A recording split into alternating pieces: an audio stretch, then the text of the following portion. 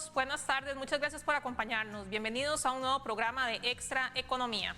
Creo que todos en algún momento hemos sentido que somos víctimas de abuso en alguna instancia como consumidores. Y para conversar de ese tema hemos invitado a don Gilberto Campos, quien es el vicepresidente de la Asociación Consumidores de Costa Rica. ¿Cómo está, don Gilberto? Muy buenas tardes. Muy buenas, María. Un saludo y un gran saludo a todos los que nos siguen. Muchas gracias por acompañarnos, don Gilberto. Quizá podríamos empezar por contar un poco a los televidentes cómo es que nace Consumidores de Costa Rica. Consumidores de Costa Rica nace hace un poco más de 20 años a través de la conformación de un grupo de estudio alrededor de la Escuela de Ciencias Políticas de la Universidad de Costa Rica. En aquel momento, varios compañeros nos dimos a la tarea de enfrentar con un poco más de ciencia el incipiente movimiento de consumidores que había en Costa Rica en aquel momento, producto de la reforma a la ley, producto de la promulgación de la ley 7472 de promoción de la competencia y defensa efectiva del consumidor allá en el 96 y una reforma constitucional del 98 al artículo 46 que incorporaba los derechos de los consumidores. En aquel momento, esas dos reformas, primero la promulgación de la ley y la reforma constitucional, se da en el marco de la aprobación del plan de ajuste estructural que se tramitó en la Asamblea Legislativa por aquellos años. Y entonces eso generó que el movimiento de consumidores empezara a tener alguna influencia, muy distinto a los movimientos de consumidores que habían en Europa o en los Estados Unidos, que eran sumamente fuertes, ya con muchos años de trabajar, pero en Costa Rica apenas arrancaba eso, entendiendo que la cultura de consumo en aquel momento era, si me salió malo, qué salado, ¿verdad? Pobrecito, no puedo reclamarle a nadie, gasté la plata, perdí la plata, pero digamos que ese en aquel momento era la cultura de consumo. Ustedes ciertamente se pronuncian sobre muchos temas de interés nacional, pero también pueden ofrecer una guía al consumidor. Tal vez podemos explicarle a nuestros amigos televidentes cómo se identifica una práctica abusiva. ¿Cómo puedo yo determinar que es un abuso y no otra cosa, una práctica común, por así decirlo? Claro. Consumidores de Costa Rica es una organización privada, hay que decirlo, sin fines de lucro, sin ánimo de pérdida, dirían algunos, pero que la idea es justamente educar e informar a la población consumidora nacional de sus derechos y sus deberes. Tenemos una agenda de defensa de intereses generales, de defensa de la colectividad, y nos hemos enfocado principalmente en participar en ese espacio en el cual los consumidores son ausentes, porque generalmente los consumidores, enfocándome un poco a lo que usted señalaba de prácticas abusivas, se enfocan directamente en el daño patrimonial, es decir, lo que me impactó en ese momento en la vida. Pero los temas de intereses generales generalmente nadie los ve, porque como es una cosa muy difusa, como es una cosa que afecta a la generalidad, entonces en determinado momento a un consumidor particular puede decir, a mí eso no me afecta, no me mete. Bueno, ahí es donde participamos nosotros. El tema de los abusos en contra del consumidor pueden dividirse en dos grandes ramas. El primero, la parte patrimonial, que tiene que ver con cláusulas abusivas con contratos, por ejemplo, de adhesión. Tiene que ver con malas prácticas comerciales en donde el comerciante gana todo y el consumidor pierde todo, o por lo menos pierde una parte. Acciones en donde el consumidor es completamente ausente de información para tomar una decisión, y entonces eso se va configurando en una práctica que al final termina dando al consumidor como el gran perdedor de la relación comercial. Desde el otro punto de vista están todas las acciones estatales que se generan para la protección de intereses particulares que terminan amarrando al consumidor a sistemas de comercialización del cual no se puede salir. Por ejemplo, una fijación de precios, por ejemplo, un impuesto particular en alguna actividad específica comercial, un sistema de, por ejemplo, de compras en donde el consumidor esté obligado sí o sí a comprar ese producto porque el Estado o una ley le dice que así tiene que ser. Entonces, ese tipo de acciones o situaciones atentan contra la libertad de elección del consumidor y el derecho de información al consumidor. Entonces, el consumidor, a final de cuentas, tiene que defenderse del ámbito público y del ámbito privado, entendiendo que existen leyes y normativas que permiten que el consumidor se pueda defender. Creo que muchas veces son desconocidas. Hace poco veíamos el tema de los abusos que se dieron en el AIA, ¿verdad? Con respecto a los recibos de agua. En esos casos, ¿qué se puede hacer? Y también le quería consultar si es posible. La lucha es constante.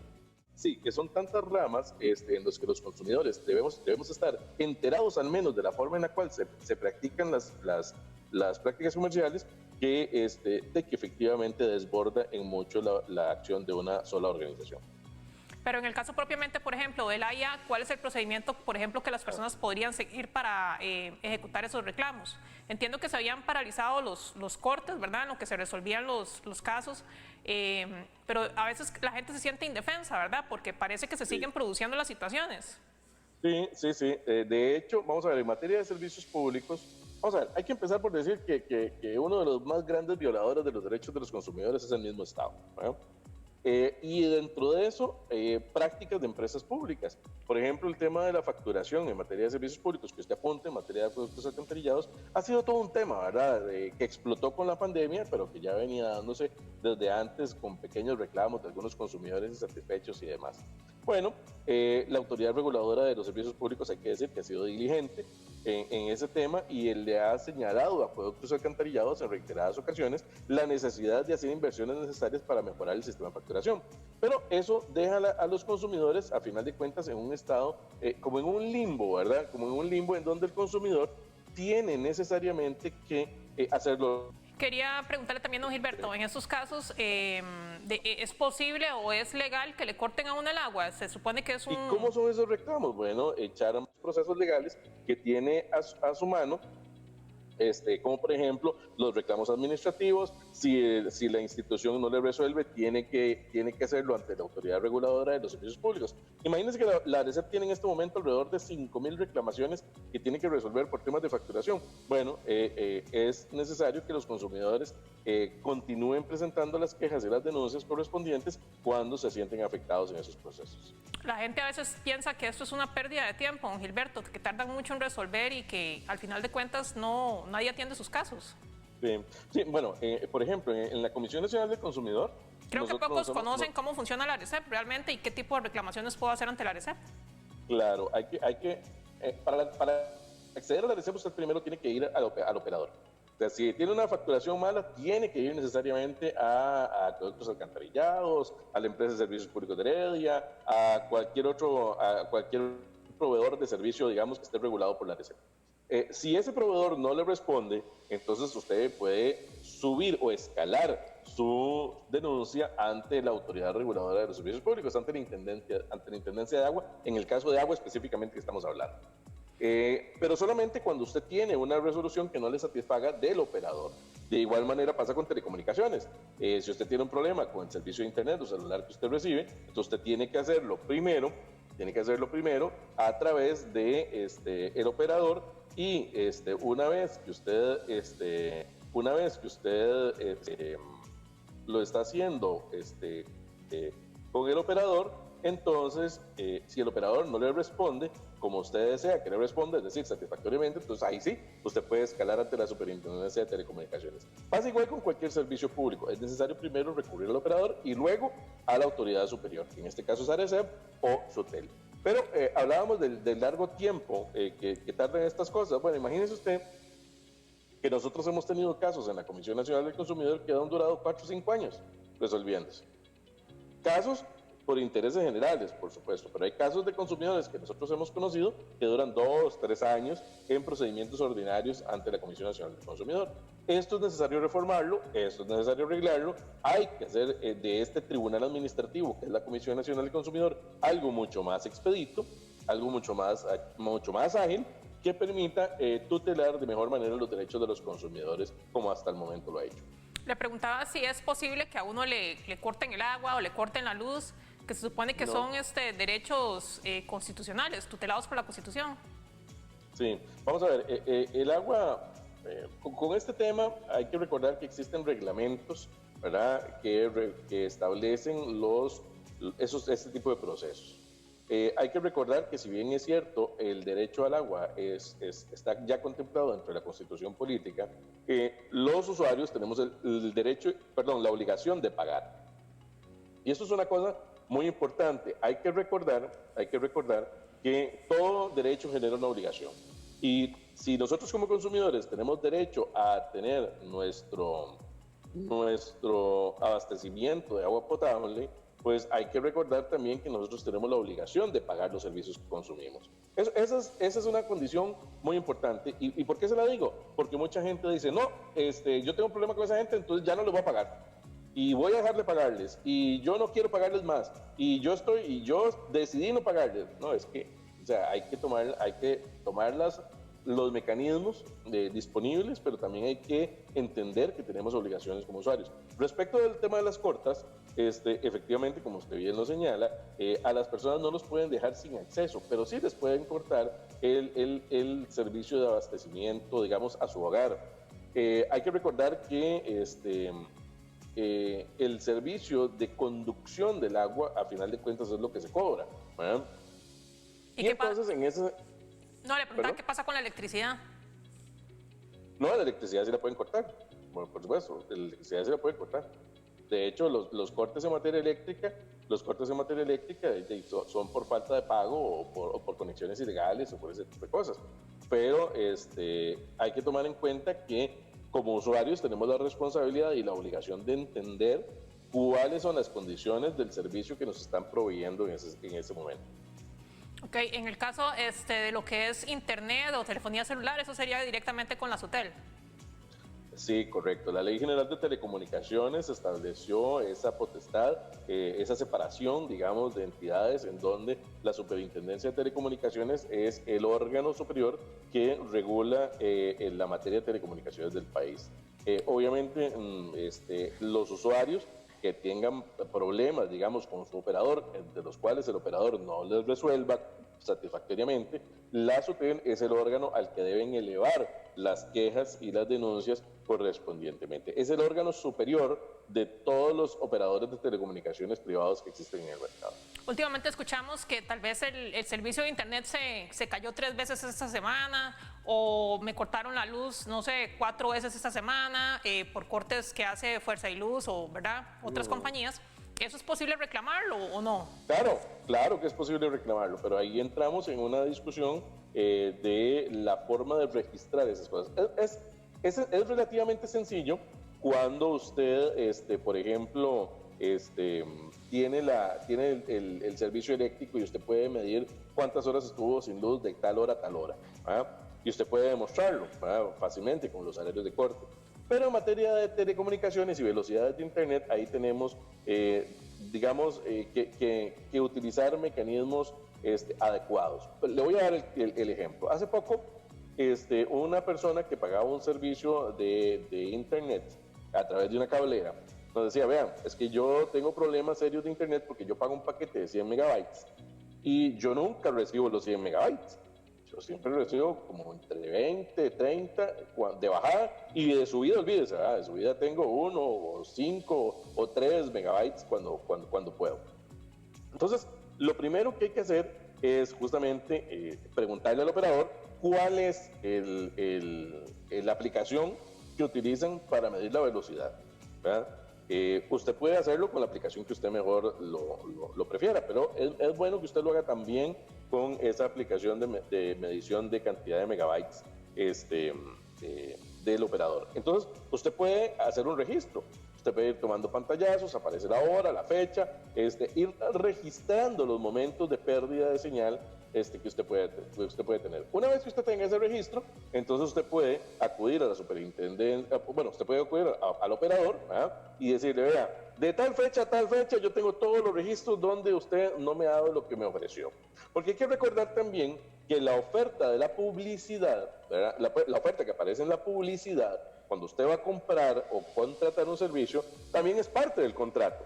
Es decir, si yo voy a comprar un servicio que me da 100 megabytes, ¿verdad?, por ejemplo, la persona que me va a ofrecer el servicio, física o jurídica, en este caso jurídica, tiene que cumplir con lo que me está ofertando, ¿verdad? Y ahí es donde podrían decir algunos popularmente, donde la chancha torce el rabo, porque hay que leer muy bien lo que dicen los contratos una vez que uno se afilia a este tipo de servicios. ¿Y a qué se expone el proveedor del servicio, por ejemplo, si incurre en una falla? Porque Bueno, pasa que también...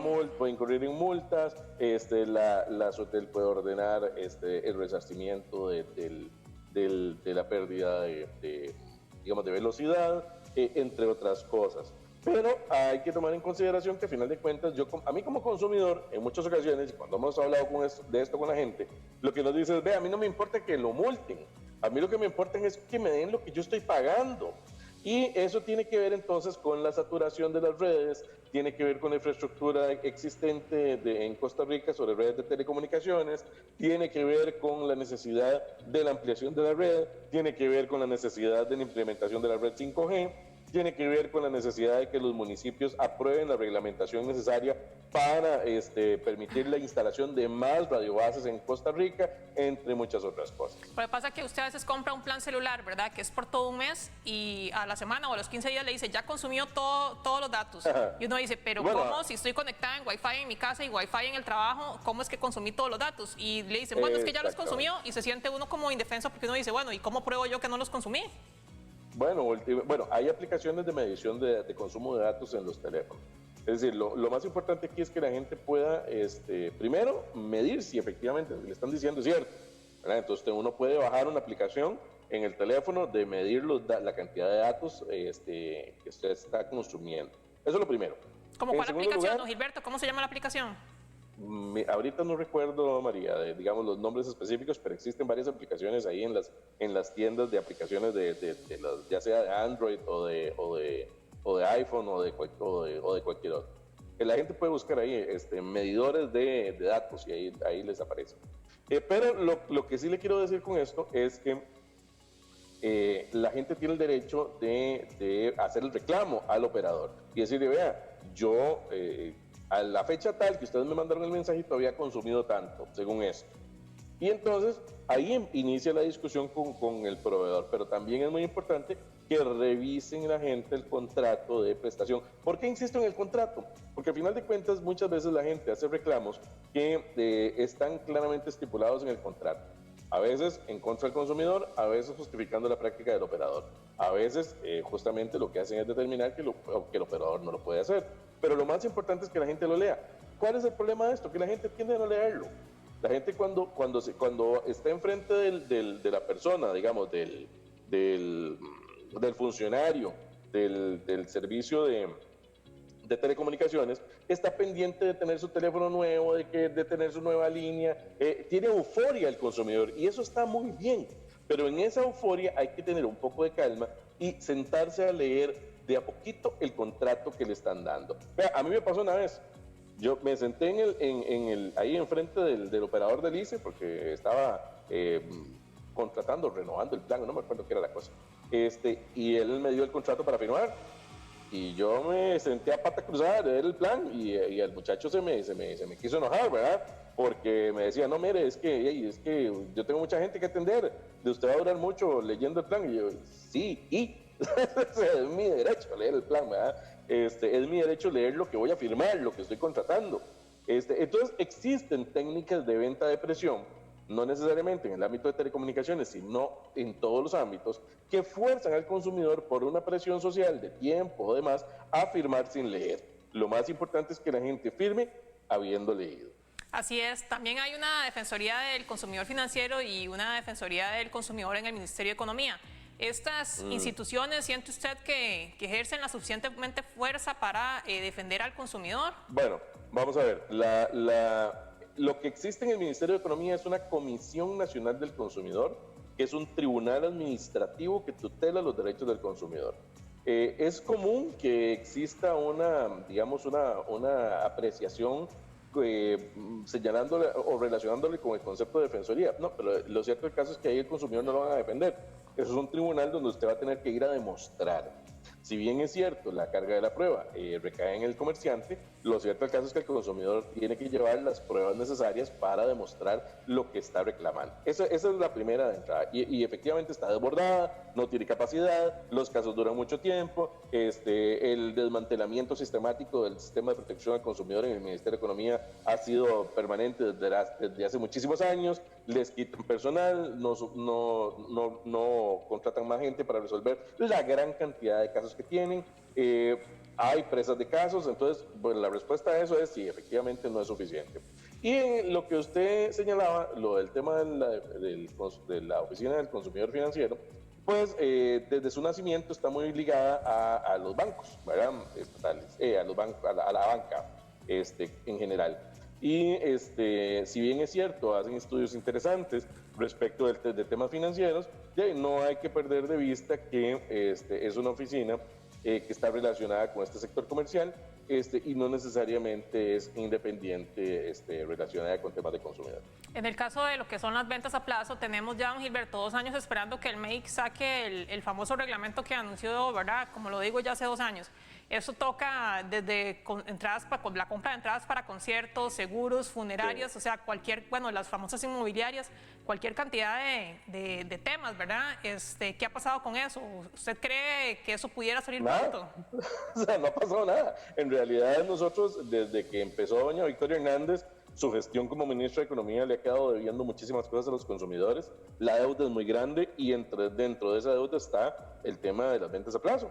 Y nosotros no vemos que haya voluntad política en el Ministerio de Economía para sacar eso, siendo algo sumamente importante para toda la población consumidora nacional. El otro día que conversábamos, hablábamos del tema de las funerarias, que ha crecido mucho lo que es el tema de las ventas a plazo, ¿verdad? Que usted compra un paquete en caso de fallecer o algún familiar, pero que no se incluyen costos como, por ejemplo, los patólogos o lo que hablábamos del tamaño de los ataúdes, sí. Cosas que son curiosas y que son interesantes y que uno no se fija a la hora de firmar el contrato. Desgraciadamente, cuando uno ejecuta un contrato o un plan funerario, lo hace bajo condiciones, digamos, que no son ni comunes ni normales, en donde la gente está dolida, apesadumbrada, generalmente no son los parientes directos los que ejecutan, sino que es algún pariente, digamos, cercano, porque las personas están muy afectadas y les piden el favor de que se encarguen ellos. Cualquier situación puede ocurrir. Entonces, la ejecución de un contrato de esta naturaleza siempre está relacionada con una situación muy dolorosa y un momento de vulnerabilidad, así lo podríamos decir. Y cuando uno contrata este tipo de planes, lo hace posiblemente mucho tiempo antes de que tenga que utilizarlo. Entonces, cuando usted lo contrata, primero, la gente a veces no lo lee. Y en segundo lugar, a veces también quien lo vende no es experto en el tema, sino que es un vendedor con poca capacitación para responder las preguntas de los consumidores. Y a veces hay que estar en esas situaciones, hay que enfrentarse a esas situaciones para entender que hay una serie de cosas asociadas a esto, ¿verdad? A la defunción de una persona que uno no se imagina. Por ejemplo, el tema del patólogo, el tema de la declaratoria digamos, de muerte. Sí, que no está incluido dentro del precio. Los transportes. Bueno, hay que ver si eso está incluido o no está incluido. Generalmente no está incluido, por lo menos dentro de los contratos que nosotros hemos visto sobre ese tema. Y entonces la gente se lleva sorpresas cuando dicen, bueno, es que tiene que pagar, a veces solo le incluyen el cofre, las flores, el uso de la sala, el transporte y la apertura del nicho. Sí, pero el resto de las cosas asociadas, el patólogo, otros costos, digamos, que se generen. Me explico, hay situaciones que uno a veces no tiene digamos, la malicia o el conocimiento para entender que ese tipo de situaciones podrían ocurrir. ¿Y en el caso de los seguros hay posibilidad de establecer reclamos? Por supuesto, en el caso de los seguros siempre hay posibilidades de hacer esos reclamos. Hay que recordar que existe una ley de Contralorías de Servicios y en materia de Contralorías de Servicios las empresas de seguros tienen obligación de mantener una Contraloría de Servicios en sus oficinas y sus dependencias que le permitan a los usuarios hacer los reclamos que considere oportunos y convenientes. En el caso de las empresas inmobiliarias, el Ministerio de Economía tiene una lista que usted puede consultar por internet, ¿verdad? Pero eso garantiza que en caso de que yo le entregue la prima me la puedan devolver en caso de incumplimiento. No, vea, es que justamente para eso es necesario el reglamento de ventas a plazo, que es lo que doña Victoria Hernández sencillamente no ha mostrado voluntad para sacar. Y estos son ventas a plazo. la compra de una casa, digamos, un plan inmobiliario, una nueva urbanización, ese tipo de cosas, y ahí son cosas que yo voy a disfrutar en el futuro. Yo pago una parte, confiando en que me van a dar la casa, y a veces ya la casa no aparece, o a veces tuvo problemas el proyecto y no se ejecutó. Bueno, ahí es donde es necesaria la defensión o la posibilidad de defenderse de los usuarios con reglamentaciones reales y precisas, ¿verdad? Porque al final no solamente termina, ¿verdad?, perdiendo la plata de la casa, de la prima, sino que también tiene que pagar un abogado para que al final defienda el caso y que le devuelvan el dinero. Bueno, en el caso de cuando los montos efectivamente lo meritan. Claro, los montos puede ser cualquier monto que lo merite para una persona, pero desgraciadamente hay personas que dejan perder los montos en lugar de echarse un pleito. Es una decisión muy personal, por supuesto, pero lo cierto del caso es que es necesario que el Estado emita la reglamentación necesaria para que los consumidores podamos no tener que ir a contratar a un abogado y demandar a alguien por estafa en los tribunales de justicia, sino que se resuelve en el ámbito administrativo de acuerdo a la reglamentación vigente.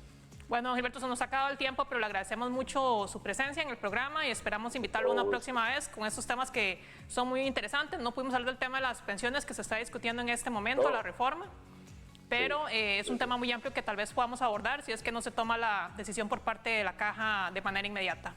Amigos televidentes, gracias, don Gilberto. Amigos televidentes, muchas gracias por su sintonía. Les esperamos en un próximo programa de Extra Economía. Escríbanos por Facebook, sugiéranos temas que nuestro interés es poder ayudarle y atenderle en sus necesidades. Muy buenas tardes y que tengan una feliz semana.